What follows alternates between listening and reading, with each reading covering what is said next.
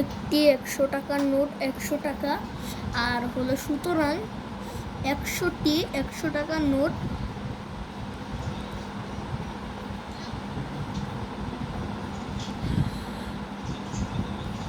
একশোটি 100 টাকার নোট যেহেতু দিয়েছে, তাহলে 100 আর 100 গুণ হবে।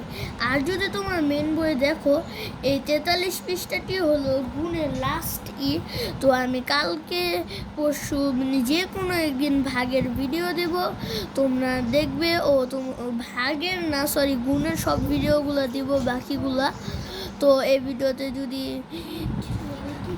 10 লাইক হয় তাহলে আমি দিয়ে দেব। তো একটু রাফ করে নিচ্ছি।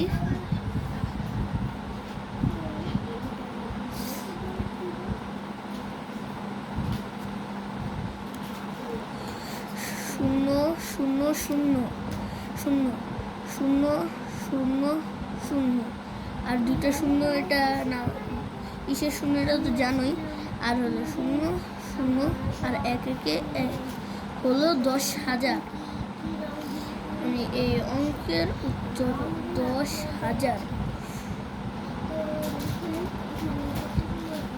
10,000 টাকা। তো এখন আমরা লিখবো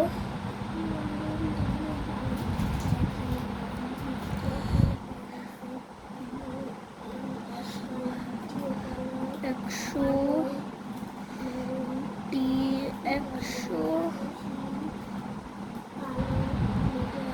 টাকার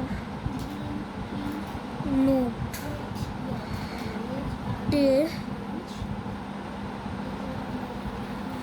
10,000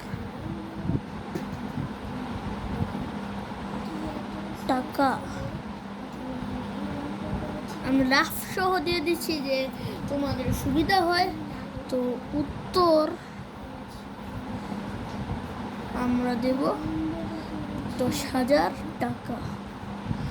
10,000 টাকা। তো আজকে এই একটা অঙ্ক নিলাম। সবাই ভালো থাকবে, সুস্থ থাকবে। আসসালামু আলাইকুম।